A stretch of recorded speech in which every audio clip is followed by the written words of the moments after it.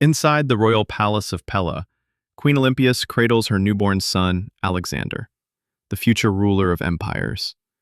King Philip II stands beside her, his expression a mix of pride and ambition. Courtiers, guards, and attendants fill the hall, some of omens that accompanied the birth. A burning torch in the sky and the destruction of the Temple of Artemis. Marble floors reflect the torchlight, while royal banners hang from carved wooden beams. In a peaceful courtyard garden, the great philosopher Aristotle teaches young Alexander about philosophy, geography, and leadership. Scrolls, maps, and ancient manuscripts lie open on a low wooden table. Alexander listens intently, occasionally asking questions, while other noble boys practice sword drills in the background. The air carries the scent of blooming flowers, and the distant sound of the palace guards' boots on the stone pathways can be heard. The royal stables of Pella are alive with murmurs as stable hands struggle to control a wild black stallion. Alexander, calm and focused, approaches the horse and notices its fear of its own shadow. He turns the stallion toward the sun, stroking its neck until it settles. King Philip watches with pride from a distance, remarking that Macedonia has found a ruler worthy of a kingdom. The scent of hay mixes with the faint smell of leather and polished saddles. The grand banquet hall of the Macedonian palace glows with torchlight during a lavish celebration.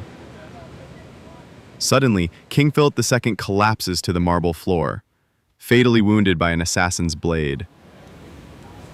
Golden goblets spill red wine across the polished surface, staining the hems of silk robes. Nobles gasp in shock, while guards rush to corner the fleeing murderer. Alexander, dressed in royal purple, grips the hilt of his sword, his young face set in determination. The gates of Thebes lie shattered after days of siege. Alexander leads the Macedonian phalanx into the city, bronze spears glinting under the harsh midday sun. Smoke rises from burning buildings, and the ground is littered with debris. Civilians watch from ruined doorways, fear in their eyes. Behind Alexander, disciplined soldiers march in perfect formation, their shields catching the light as they advance through the conquered streets. On the windy shores of the Hellespont, Alexander performs a sacred sacrifice to the gods before leading his army into Asia. The tide crashes against the rocky shore, and warships sway gently in the water, their sails furled. Behind him, tens of thousands of soldiers stand ready, shields and armor reflecting the pale morning light. The distant coastline of Asia Minor is just visible across the narrow sea. A shallow river churns as Macedonian cavalry splash forward, led by Alexander himself. Persian horsemen clash with them, the air filled with the sound of shouting and the metallic ring of weapons. The riverbank is muddy and slick, making every step dangerous. Arrows whistle overhead, some striking shields, others splashing into the water. Behind the front lines, Macedonian infantry push forward with disciplined precision. Inside the dimly lit temple at Gordium, Alexander examines the legendary Gordian knot, a complex tangle of rope said to be impossible to untie. Priests in white robes stand silently as he draws his sword and slices cleanly through it. Gasps echo through the chamber. The polished marble floor reflects the flickering torchlight, and the scent of burning incense hangs heavy in the air. A narrow battlefield stretches between towering mountains and the churning sea. Rain pelts down as a Macedonian phalanx advances against the larger Persian army. In the distance, the golden chariot of Darius III moves in retreat, guarded by elite soldiers. The ground is thick with mud, slowing movement, but Alexander presses forward at the head of his cavalry, spear leveled and eyes fixed on victory. The fortified island city of Tyre rises from the waves, its massive walls defiant. From the mainland, a stone causeway slowly extends toward it, lined with siege towers covered in wet hides to resist fire. Warships circle the island, their crews preparing for another assault.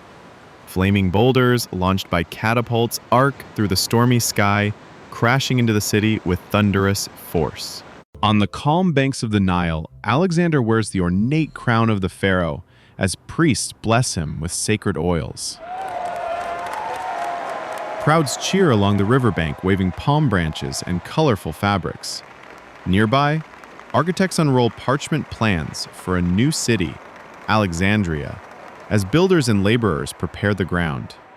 Market stalls display spices, fruit, and exotic animals brought from distant lands. Deep in the Libyan desert, Alexander approaches the sacred oracle of Amun at Siwa.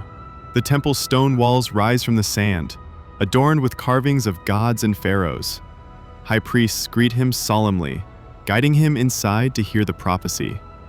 The air is still, broken only by the low chanting of attendants and the faint rustle of desert wind. On a vast sunlit plain, the Persian army stretches endlessly, with war elephants and scythed chariots gleaming in the light.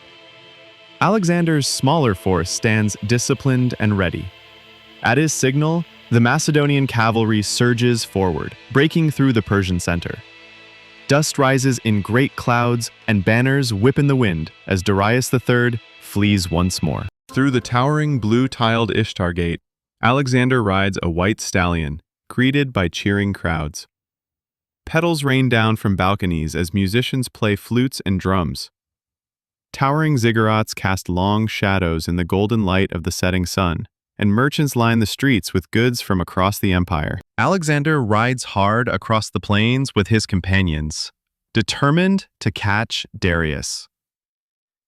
They find him, dying in a wagon, abandoned by his own men. Persian satraps kneel before Alexander, offering their loyalty. The scene is quiet, marked only by the wind through the tall grass. The grand palace of Persepolis blazes as flames consume its cedar beams and gilded columns. Statues topple in the heat, and treasures are carried away by soldiers. The sky glows red above the city as smoke rises into the night. High in the mountains, Alexander's army lays siege to a fortress perched on a rocky cliff. Archers fire down from above as Macedonian troops climb narrow paths. Snow patches cling to the peaks, and the wind carries the scent of pine mixed with smoke from campfires below. In a richly decorated tent, Alexander and Roxar sit together during their wedding ceremony.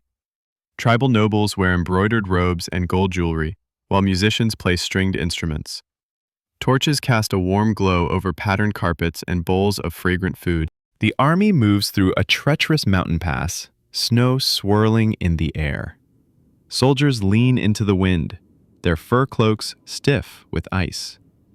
Alexander rides ahead, his beard frosted, encouraging his men onward despite the bitter cold. In a narrow valley, tribal warriors rain spears and arrows down from cliffs. The Macedonian phalanx advances with shields raised, while cavalry attempts to outflank the enemy.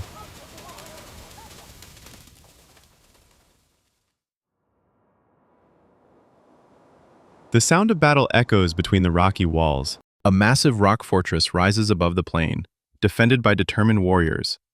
Alexander's men build ramps and ladders to scale the steep cliffs. After days of fighting, Macedonian banners are planted at the summit as the defenders surrender. On the banks of the Hydaspes River, King Porus stands beside towering war elephants draped in gold and red cloth. Alexander approaches on horseback, his soldiers watching in awe as the two rulers exchange respectful greetings. Rain pours down on a muddy battlefield, the swollen river roaring nearby. War elephants crash into Macedonian lines, their tusks wrapped in armor. Alexander's cavalry maneuvers around the flanks, seeking to break the enemy formation. During the siege of a city in the Punjab, Alexander climbs a ladder onto the walls. In the chaos, an arrow strikes him in the chest. He collapses, and his companions fight desperately to protect him as the battle rages. At a muddy riverside camp, weary soldiers gather before Alexander. Rain drips from their helmets as they refuse to march further into India. Alexander stands on a wooden platform, frustration and disappointment visible on his face. The blazing desert stretches to the horizon. Men collapse from thirst, their armor too hot to touch. In a gesture of solidarity, Alexander pours his helmet full of precious water onto the sand, rather than drink it alone. Along the Macron coast, Macedonian warships sail through rough seas. Crews struggle against the wind as Nearchus navigates dangerous waters. Alexander rides along the shore, signaling to the fleet from high ground. In the city of Ecbatana, Alexander stands beside the bed of Hephaestion, his closest companion, who lies lifeless. The room is filled with silent companions and generals. Outside, black banners hang from the walls in mourning. In the palace courtyard, Alexander studies large maps spread over a table, discussing future campaigns into Arabia. Beyond the gates, and cheer fill the streets as the city celebrates his return. In a dimly lit chamber in Babylon, Alexander lies on a golden bed, draped in silk surrounded by his generals. His breathing slows as they await his final words. Outside, the city is unaware that its ruler's voice will soon be silent forever.